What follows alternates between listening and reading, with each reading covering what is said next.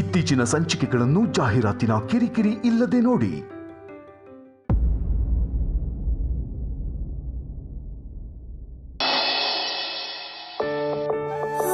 ಕೆಲವರು ಬೇಕಾದಾಗ ಒಳ್ಳೆಯವ್ರ ಥರ ನಟಿಸ್ತಾರೆ, ಆದರೆ ಒಳ್ಳೆಯವರಾಗಿರೋಲ್ಲ. ಇನ್ನು ಕೆಲವರು ಒಳ್ಳೆಯವರಾಗಿರ್ತಾರೆ, ಆದರೆ ನಮಗೆ ಬೇಗ ಅರ್ಥ ಆಗಿರೋಲ್ಲ. ಆ ಮೊದಲನೇ ವಾಕ್ಯನ ನಿನ್ನ ಮಗಳ ಬಗ್ಗೆನೇ ಹೇಳಿತ್ತು. ಅದ್ರ ಬಗ್ಗೆ ಬೇಜಾರು ಮಾಡ್ಕೊಳ್ಳೋ ಅಗತ್ಯ ಇಲ್ಲ. ಅವಳ ಬಗ್ಗೆನೇ ಏನೋ ಹೇಳಬೇಕು ಅಂತ ಬಂದಿದ್ದೀಯ ಅನ್ಸುತ್ತೆ, ಹೇಳು. ಅವಳು ಕಷ್ಟ ಅಂದಾಗ ನಿಮ್ಗೆ ಇಷ್ಟ ಇಲ್ಲದೆ ಇದ್ರು ಸಹಾಯ ಮಾಡಿದಿರಲ್ಲ ಮಾವ. ಸಾಲನ ಸಹಾಯ ಅನ್ನಬೇಡ. ಅವಳು ಕಷ್ಟದಲ್ಲಿದ್ಲು ಅಂತ ಕೊಟ್ಟಿದ್ದಲ್ಲ, ನೀನು ನೊಂದ್ಕೊಂಡಿದ್ದೆ ಅಂತ ಕೊಟ್ಟಿದ್ದು. ಏನು ಅವಳು ಕಷ್ಟದಿಂದ ಹೊರಗೆ ಬಂದರೆ ಸಾಕು ಮಾವ. ಬೇಗದ ಬಿತ್ತು ಕಷ್ಟ ಅಂತ ನೀನೇ ನಂಬೇಕದನ್ನ. ನಿನ್ನ ಶ್ಯೂರಿಟಿ ಮೇಲೆ ನಾನು ಹಣ ಸಾಲ ಕೊಟ್ಟಿದ್ದೀನಿ, ಅದನ್ನು ವಾಪಸ್ ಬರೋ ಹಾಗೆ ಮಾಡೋದು ನಿನ್ನ ಜವಾಬ್ದಾರಿ. ನಾನು ತಮಾಷೆ ಮಾಡ್ತಿಲ್ಲ.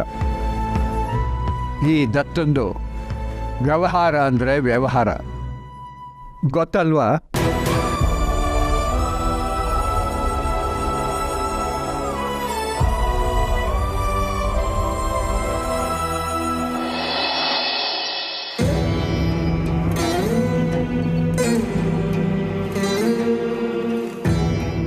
ಅಲ್ಲ ಸಮರ್ಥ್, ಯಾವಾಗಲೂ ಅಮ್ಮನ ಮೇಲೆ ರೇಗಾಡ್ತೀಯಲ್ಲ, ಅವ್ರ ಸಿಚುವೇಶನ್ನು ಸ್ವಲ್ಪ ಅರ್ಥ ಮಾಡ್ಕೋಬೇಕಲ್ವೇನೋ. ನೀನು ಹೇಗೆ ಮಗನೋ ಹಾಗೆ ನಿಮ್ಮಮ್ಮಂಗೆ ಸಂಜಾನು ಮಗಳು ಕಾಣು. ನೋಡ್ಬೋಸು, ಅಮ್ಮನ ಆ್ಯಂಗಲಲ್ಲಿ ಯಾವಾಗಲೂ ಯೋಚನೆ ಮಾಡಬೇಡ. ಸಂಧ್ಯಾ ನಿಜವಾಗ್ಲೂ ಕಷ್ಟದಲ್ಲಿದ್ದಾಳೆ ಅಂತಂದರೆ ತಾತ ಯಾಕೆ ಸಾಲ ಅಂತ ದುಡ್ಡು ಕೊಡ್ತಿದ್ರು? ತಾತನಿಗೆ ಅವಳ ಬಗ್ಗೆ ತುಂಬ ಚೆನ್ನಾಗಿ ಗೊತ್ತು ಬಾಸ್. ಅದು ಅಲ್ಲದೆ 1-2 ಸಾವಿರ ಅಲ್ಲ, ಅದು 3 ಲಕ್ಷ ಗೊತ್ತು ಸಮರ್ಥ್. ಆದರೂ ನಿನ್ನ ಅಮ್ಮನ ಹತ್ರ ಅಷ್ಟು ಹಾರ್ಷಾಗಿ ಮಾತಾಡಬಾರ್ದಿತ್ತು. ಅಪ್ಪ ಅವ್ರಿಗೆ ಅದೆಷ್ಟು ನೋವಾಯಿತು ಏನು. ನಮಗೆ ಅಂತ ಅಮ್ಮ ತಾತ ಅಷ್ಟೆಲ್ಲ ಮಾಡ್ತಾರೆ. ಈ ಮನೆ ಇದೆ ಅನ್ನೋದೇ ನಮ್ಗೊಂದು ನೆಮ್ಮದಿ ಅಲ್ವಾ? ಸಂಧ್ಯಾ ಹೇಳ್ದೆ ಕೇಳ್ದೆ ಹೋಗಿ ಮದುವೆ ಆದ್ಲು ಅನ್ನೋದು ಬಂದ್ಬಿಟ್ರೆ ಅವಳು ಈ ಮನೆ ಮಗಳೇ ಅಲ್ವಾ? ಅವಳಿಗೆ ಸಹಾಯ ಮಾಡಬೇಕಾಗಿರೋದು ನಮ್ಮ ರೆಸ್ಪಾನ್ಸಿಬಿಲಿಟಿ ಅಲ್ವೇ? ಅವಳು ಯಾವತ್ತೂ ನಮ್ಮ ಮನೆಯವ್ಳ ಥರ ಇರಲಿಲ್ಲ ಬಾಸು. ಅಂದಮೇಲೆ ಅವಳೇ ನಮ್ಮ ರೆಸ್ಪಾನ್ಸಿಬಿಲಿಟಿ ಆಗ್ತಾಳೆ. ಮದುವೆ ಹೋದ್ಮೇಲೆ ಅವಳ ರೆಸ್ಪಾನ್ಸಿಬಿಲಿಟಿ ಅವಳು ಗಂಡನ ಮನೆಯವ್ರದ್ದು. ಈಗ ನೀನು ಹೇಗೆ ನಮ್ಮ ರೆಸ್ಪಾನ್ಸಿಬಿಲಿಟಿನೋ ಹಾಗೆ ಅವಳು ಆ ಮನೆಗೆ ಸೇರಿದವಳು ಅಷ್ಟೆ. ನೋಡು, ನೀನು ಯಾವಾಗಲೂ ಐಡಿಯಲ್ ಆಗಿ ಯೋಚನೆ ಮಾಡ್ಕೊಂಡಿರ್ಬೇಡ. ನನಗೂ ಒಂದು ಒಳ್ಳೆ ಫ್ಯೂಚರ್ ಬೇಕು ಅನ್ನೋ ಆಸೆ ಇದೆ. ಅಂಥದ್ರಲ್ಲಿ ಅವಳು ಬಂದು ಈ ಮನೆನ ಬಳ್ದು ಬಾಚ್ಕೊಂಡು ಹೋಗ್ತೀನಿ ಅಂತಂದರೆ ನೋಡಿಕೊಂಡು ನಾ ಸುಮ್ಮನಿರೋಕ್ಕಾಗಲ್ಲ. ಅರ್ಥ ಆಯ್ತಾ?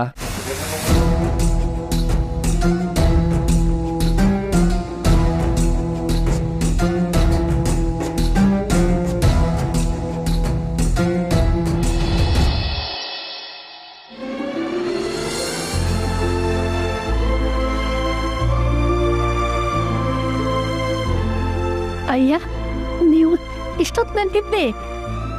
ಸ್ವಲ್ಪ ತಲೆನೋವ್ತಾ ಇತ್ತು, ಕಾಫಿ ಮಾಡ್ಕೊಳ್ಳೋಣ ಅಂತ ಬಂದೆ. ಅಯ್ಯೋ, ಡಿಕಾಕ್ಷನ್ನೇ ಇಲ್ಲ. ನಂಗೆ ಹೇಳಿದ್ರೆ ನಾನು ಮಾಡ್ಕೊಡ್ತಿದ್ನಲ್ಲ.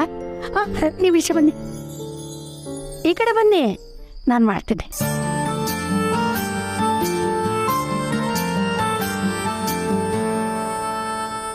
ನೀವು ಯಾಕೆ ಹೇಳಕ್ಕೆ ಹೋದ್ರಿ ಪಾಪಮ್ಮ? ನನಗೂ ನಿದ್ದೆ ಹತ್ತಲಿಲ್ಲ ಅಯ್ಯ. ಅಲ್ಲ, ಇಷ್ಟು ರಾತ್ರಿ ಕಾಫಿ ಕುಡಿದ್ರೆ ನಿಮ್ಗೆ ನಿದ್ದೆ ಹತ್ತುತ್ತಾ? ಪರವಾಗಿಲ್ಲ ಪಾಪಮ್ಮ, ಒಂದು ಸ್ಟ್ರಾಂಗ್ ಫಿಲ್ಟರ್ ಕಾಫಿ ಕುಡಿದೇ ಇದ್ದರೆ ಈ ತಲೆನೋವು ಹೋಗಲ್ಲ. ಆಗಲೇ ನಡೆದದ ವಿಷಯಕ್ಕೆ ನಿಮಗೆ ತಲೆನೋವು ಬಂತಾಯ್ಯ? ಅದಕ್ಕೇನೋ ಏನೋ ಗೊತ್ತಿಲ್ಲ ಪಾಪಮ್ಮ. ಆದರೆ ಅಭಿ ಇವತ್ತು ಕೆಫೆಗೆ ಬಂದು ವಿಷಯ ಹೇಳಿದಾಗ ಖುಷಿಯಾಗಿತ್ತು. ಅವನು ಇನ್ಮೇಲೆ ನನ್ನ ಜೊತೆ ಕೆಲಸ ಮಾಡ್ತಾನಲ್ಲ ಅಂತ. ಆದರೆ ಪೂರ್ತಿ ವಿಷಯ ಅವನು ಹೇಳಲೇ ಇಲ್ವಲ್ಲ ಅಂತ ಸ್ವಲ್ಪ ಬೇಜಾರಾಯ್ತಷ್ಟೆ. ಪಾಪ, ಅವನ ಮನಸ್ಸಲ್ಲಿ ಏನಿತ್ತೋ ಏನೋ, ನೋಡೋಣ ಬೇರೆ ಏನಾದರೂ ಬಿಸ್ನೆಸ್ ಮಾಡ್ತಾನ ಅಂತ. ಅದಕ್ಕೆ ನನ್ನ ಬೆಂಬಲ ಇದ್ದೇ ಇರುತ್ತೆ. ಇವತ್ತು ನಡೆದದ್ರಲ್ಲಿ ಒಂದು ವಿಷಯ ನಂಗೆ ತುಂಬ ಸಮಾಧಾನ ಕೊಡ್ತಯ್ಯ. ನಿಮ್ಮ ಜೊತೆ ಮಾತಾಡದೇ ಇದ್ದರೂ ಅವಿನಾಶಯ್ಯನವರಿಗೆ ನಿಮ್ಮ ಹೋಟ್ಲ್ ಬಗ್ಗೆ ಕಾಳಜಿ ಇದೆ ಅಲ್ವಾ?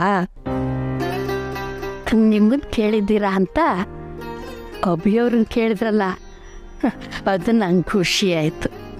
ಹೌದು ಪಾಪಮ್ಮ, ಮಾತಾಡದೆ ಹೋದರೂ ನನ್ನ ಕೆಫೆ ಜಾಗದಲ್ಲಿ ಪಬ್ ಬರೋದು ನನಗಿಷ್ಟ ಇರಲ್ಲ ಅಂತ ಅವನಿಗೆ ಗೊತ್ತಿತ್ತಲ್ಲ.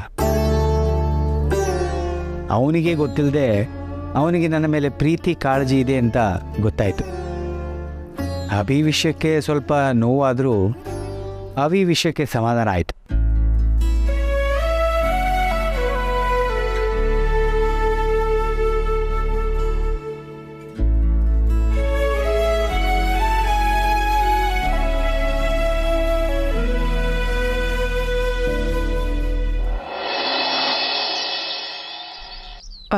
ಮಾವ, ಒಂದು ನಿಮಿಷ ಬಂದೆ, ತಿಂಡಿ ತರ್ತೀವಿ. ತಿಂಡಿ ಮಾತು ಹಾಗಿರಲಿ. ನಿನ್ನ ಮಗಳಿಗೆ ನಾನು ಸಾಲ ಕೊಟ್ಟಾಗ 5 ದಿವಸದ ಗಡುವು ಕೊಟ್ಟಿದ್ದೆ. ಈಗ ಅದನ್ನು ನಾವಾಗಲೇ 1 ದಿವಸ ಮುಗಿದೋಗಿದೆ. ತಗೊಂಡಿರೋ ಸಾಲನ ವಾಪಸ್ ಕೊಡೋದಕ್ಕೆ ನಿನ್ನ ಮಗಳು ಏನು ಪ್ಲ್ಯಾನ್ ಮಾಡಿದ್ದಾಳೆ ಅನ್ನೋದನ್ನು ವಿಚಾರಿಸು. ಮಾವ, ನಿನ್ನೆ ತಾನೇ ತೊಗೊಂಡು ಹೋಗಿದ್ದಾಳೆ. ಆಗಲೇ ಇವತ್ತು ಕೇಳಿದ್ರೆ ತಪ್ಪೇನು? ನ್ಯಾಯವಾಗಿ ಹೇಳಬೇಕು ಅಂದರೆ ಅವಳೇ ಫೋನ್ ಮಾಡಿ ಹೇಳಬೇಕಾಗಿತ್ತು ಏನು ಮಾಡ್ತಾ ಇದ್ದೀನಿ ಅಂತ. ಆದರೂ ಅವಳಿಗೂ ಸಮಯ ಬೇಕಲ್ವಾ ಮಾವ? ಬೇಗದ ಬಿತ್ತು. ಅದೇ ಹಣನ ನಾನು ಬ್ಯಾಂಕ್ನಲ್ಲಿ ಇಟ್ಟಿದ್ದಿದ್ರೆ ನನಗೆ ಪ್ರತಿ ದಿವಸನೂ ಬಡ್ಡಿ ಬರೋದು. ನನ್ನ ದುಡ್ಡು ಅಂತಂದಮೇಲೆ ಕೇಳೋ ಎಲ್ಲ ಹಕ್ಕು ನನಗಿದೆ. ಫೋನ್ ಮಾಡು ಅಂದೆ.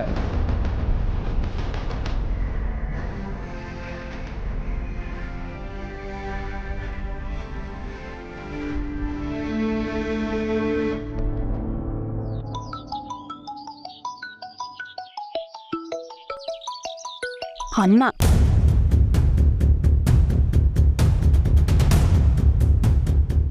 ಏನಮ್ಮ? ಹೇಗಿದೆಯಾ ಸಂಧ್ಯಾ? ಪ್ರಸಾದ್ ಬಂದ್ರಾ? ಯಾರಿಗೋ ದುಡ್ಡು ಕೊಡಬೇಕು ಅಂತ ಹೇಳಿದ್ಯಲ್ಲ, ಕೊಟ್ರಾ? ಸಮಸ್ಯೆ ಬಗ್ಗೆ ಹರಿತಾ? ಏನೋ ಪರವಾಗಿಲ್ಲ, ಸದ್ಯಕ್ಕೆ ಆರಾಮಾಗಿದ್ದೀವಿ. ಹೌದಾ? ಅದು ಅದೇ ಮತ್ತೆ ಏನಮ್ಮ ಮತ್ತೆ ಅಂದರೆ? ಫೋನ್ ಮಾಡಿದ ವಿಷಯ ಹೇಳು. ಅದು ಪುಟ್ಟಿ, ನೇರವಾಗಿ ವಿಷಯಕ್ಕೆ ಬಾ. ಯಾಕೆ ಎಳ್ದಾಡ್ತೀಯ?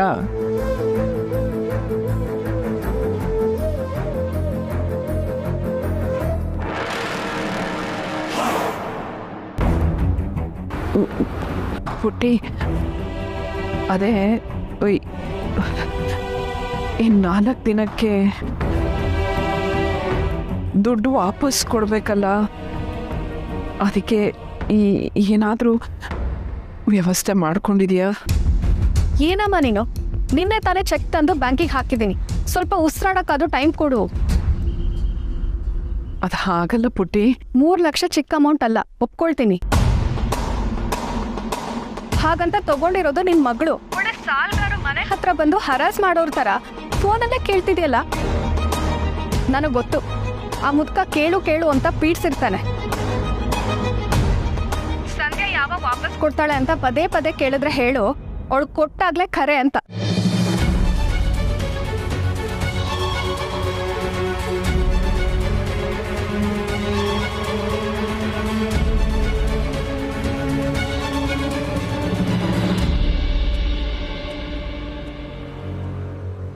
ಏನಂದ್ಲು ನಿನ್ನ ಕುಲಪುತ್ರಿ?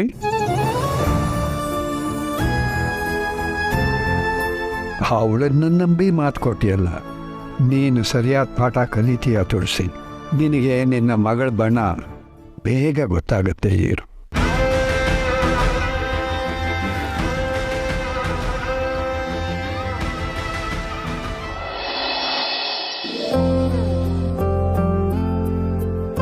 Thank you. ನಾಗಿ, ಈಗೇನು ಸಮ್ಮರ್ ಶುರು ಆಗ್ತಾ ಇದೆ, ನಮ್ಮ ಮೆನುವಲ್ಲಿ ಕೂಡ ಸ್ವಲ್ಪ ಚೇಂಜಸ್ ಮಾಡ್ಕೋಬೇಕಾಯ್ತು.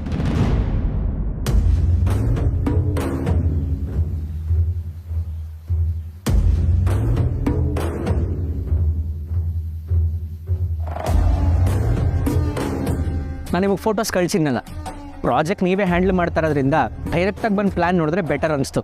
ಸೊ ಅದಕ್ಕೆ ಕರ್ಕೊಂಬಂದೆ. ಈ ಟ್ರೆಡಿಷ್ನಲ್ ಸ್ಟೈಲಲ್ಲಿರೋ ಕೆಫೆನ ಒಂದು ಸೂಪರ್ ಪಬ್ಬಾಗಿ ಕನ್ವರ್ಟ್ ಮಾಡಬೇಕು. And that's your task.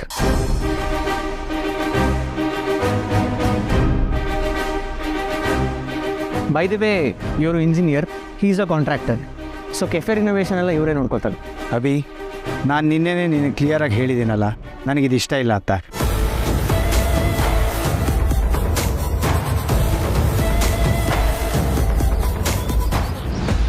Come on Madhav, ಇವಾಗ ಇದು ನಮ್ಮ ಕಾಲ ಅಲ್ಲ. It belongs to youngsters like him. ಇವಾಗಿನ ಟ್ರೆಂಡು ನಮ್ಗೆ ಅರ್ಥ ಆಗಲ್ಲ. ಅವ್ರು ಏನು ಮಾಡಬೇಕು ಅಂತಿದ್ದಾರೋ ಅದು ಮಾಡೋಕ್ಕೆ ಬಿಟ್ಬಿಡ್ಬೇಕು.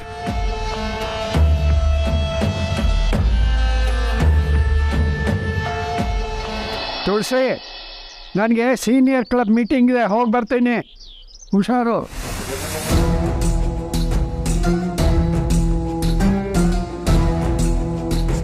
ಮಾವ ಮಾವ ಮಾವ, ಶೋ, ನಾನು ಆಚೆ ಹೋಗಿ ಬರ್ತೀನಿ ಅಂತ ಹೇಳೋಣ ಅನ್ನೋದ್ರಲ್ಲಿ ಮಾವ ಹೊರಟೇ ಬಿಟ್ರಲ್ಲ. ತುಳಸಿ, ರೆಡಿಯಾಗಿ ನಿಂತಿದ್ಯಾ? ಹೊರಡೋಣ ಬಾ.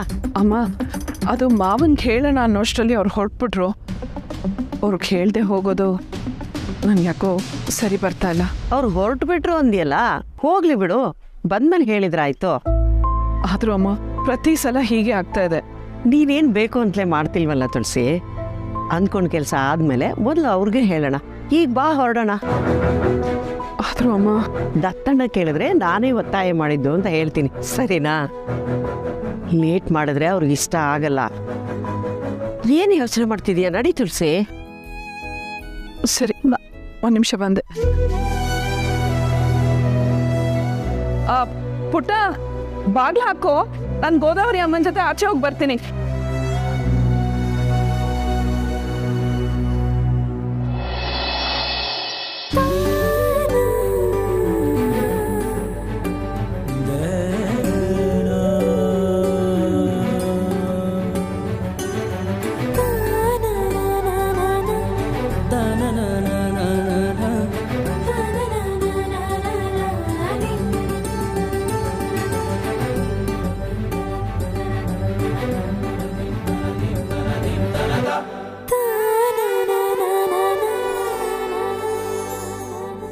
ಪದ್ಮ,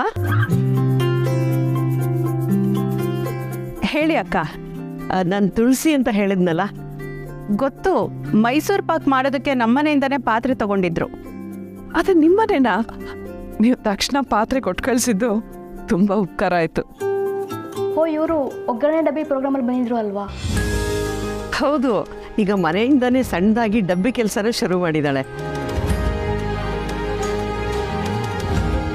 ಅಡುಗೆನ ತುಂಬ ಚೆನ್ನಾಗಿ ಮಾಡ್ತಾಳೆ. ಹೇಳಿ ತುಳಸಿ ಅವರೇ, ನನ್ನಿಂದ ಏನಾಗಬೇಕಾಗಿತ್ತು? ಇಲ್ಲಿ ನೀವು ಕೇಟ್ರಿಂಗ್ ಜೊತೆ ಪುಡಿಗಳು, ಹಪ್ಪಳ, ಸಂಡಿಗೆ ಎಲ್ಲ ಮಾಡ್ತೀರಾ ಅಂತ ಗೊತ್ತಾಯಿತು. ಜೊತೆಗೆ ಕೆಲಸಕ್ಕೆ ಜನದ ಅವಶ್ಯಕತೆ ಇದೆ ಅಂತಲೂ ಗೊತ್ತಾಯಿತು. ಅದಕ್ಕೆ ನನಗೆ ಸಮಯ ಇದ್ದಾಗಲೆಲ್ಲ ಬಂದು ಕೆಲಸ ಮಾಡೋಣ ಅಂದ್ಕೊಂಡಿದ್ದೀನಿ. ಕೆಲಸದ ಅವಶ್ಯಕತೆ ಇರೋದು ನಿಜ, ಆದರೆ ಕೆಲಸಕ್ಕೆ ಯಾವ ಟೈಮಿಗೆ ಬರ್ತೀರಾ ಅಂತ ಮುಂಚಿನ ದಿವಸನೇ ತಿಳಿಸ್ಬಿಡಿ. ಕೆಲಸ ಹೇಳೋದಕ್ಕೆ ಸುಲಭ ಆಗುತ್ತೆ.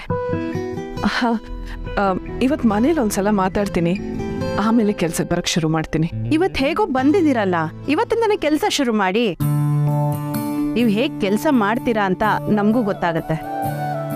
ಜೊತೆಗೆ ಇಲ್ಲಿ ಹೇಗೆ ಕೆಲಸ ಸಾಗುತ್ತೆ ಅಂತ ನಿಮಗೂ ಗೊತ್ತಾದರೆ ನಾಳೆ ಕೆಲಸ ಮಾಡೋದಕ್ಕೆ ನಿಮಗೂ ಸುಲಭ ಆಗುತ್ತೆ. ಏನಂತೀರಾ? ಮನೇಲೆಲ್ಲ ಮುಗಿಸ್ಬಂದಿದೆಯಲ್ಲ ತುಳಸಿ, ಮಾಡು, ಪರವಾಗಿಲ್ಲ. ಅಲ್ಲಮ್ಮ ಮಾವ, ಚಿಂತೆ ಮಾಡಬೇಡಿ ತುಳಸಿ ಅವರೇ, ಇವತ್ತಿದು ಸಂಬಳ ಕೊಡ್ತೀನಿ. ತುಳಸಿ, ಇಲ್ಲಿವರೆಗೂ ಬಂದಿದ್ದೀವಿ, ನೋಡ್ಕೋ, ನಿನ್ಗೆ ಎಷ್ಟಾಗತ್ತೆ ಅಷ್ಟು ಕೆಲಸ ಮಾಡು.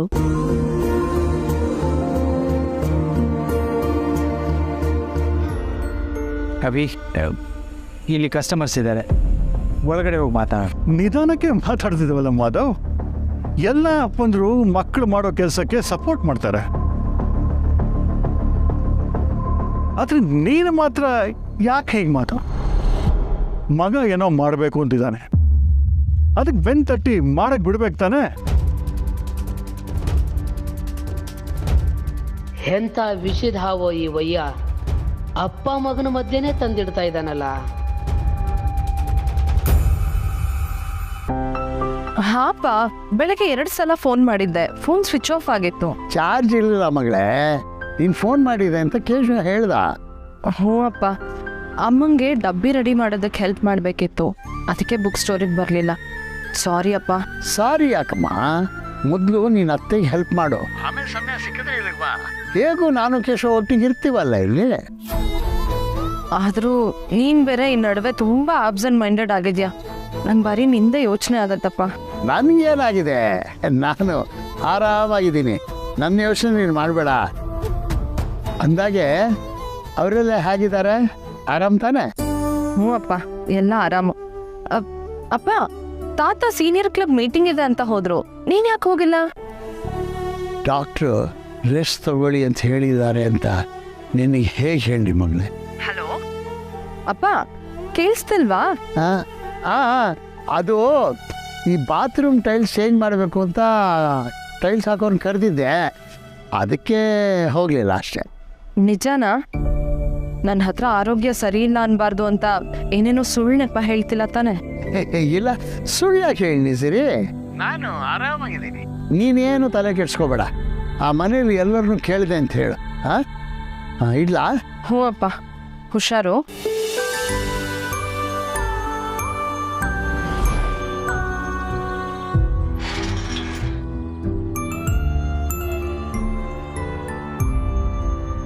ಹಾಯ್ ಸಿರಿ.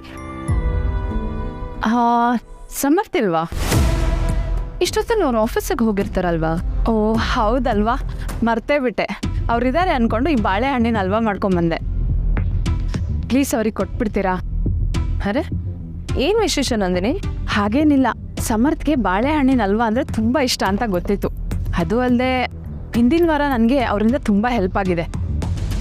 ನನ್ನನ್ನು ಡ್ರಾಪ್ ಮಾಡಿದರು, ಚೋಟುಗೆ ಜಾಮಿಟ್ರಿ ಬಾಕ್ಸ್ ಬೇಕಿತ್ತು ಅಂತ ಕಾಲ್ ಮಾಡಿ ಹೇಳಿದೆ ಅಷ್ಟೇ. ಆಫೀಸಿಂದ ಬರುವಾಗ ತಂದುಕೊಟ್ರು. ಅದಕ್ಕೆ ಅವ್ರಿಗೆ ಇಷ್ಟ ಆಗಿರೋ ಬಾಳೆಹಣ್ಣಿನ ಹಲ್ವಾ ಮಾಡಿಕೊಟ್ಟು ಥ್ಯಾಂಕ್ಸ್ ಹೇಳೋಗೋಣ ಅಂತ ಬಂದೆ. ಅವ್ರು ಬಂದಮೇಲೆ ಇದನ್ನು ಕೊಟ್ಟು ನಾನು ಥ್ಯಾಂಕ್ಸ್ ಹೇಳಿದೆ ಅಂತ ಹೇಳ್ತೀರಾ ಪ್ಲೀಸ್? ಮರಿಬೇಡಿ, ನಾನಿನ್ನು ಬರ್ತೀನಿ.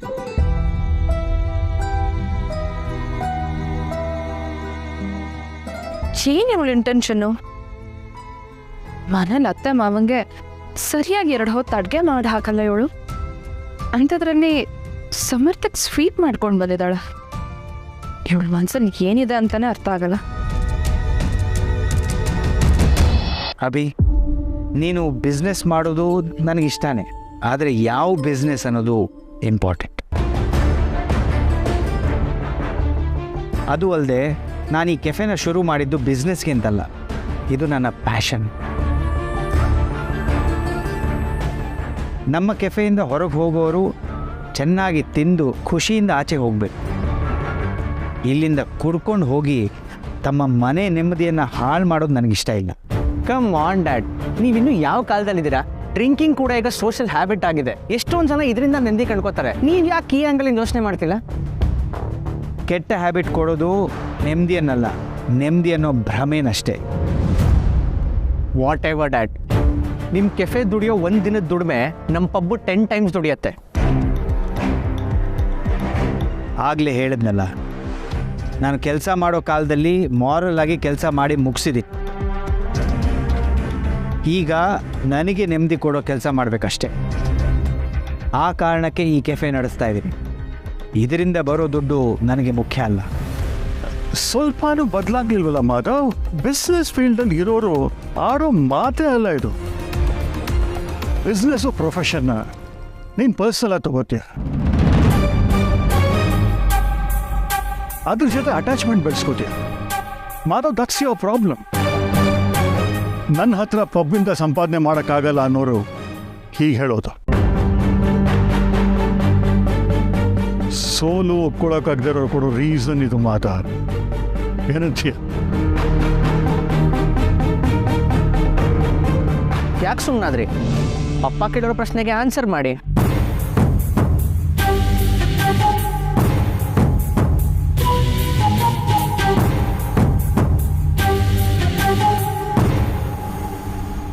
ಸಂಪಾದನೆ ನನಗೆ ಮುಖ್ಯ ಅಲ್ಲ ಅಂದಮೇಲೆ ಅದರಲ್ಲಿ ಸೋಲು ಒಪ್ಕೊಳ್ಳೋ ಪ್ರಶ್ನೆನೇ ಬರಲ್ಲ ಅಭಿ. ನ್ಯಾಯದ ದಾರಿಲಿ ನಾನು ಸಾಕಷ್ಟು ಸಂಪಾದಿಸಿದ್ದೀನಿ.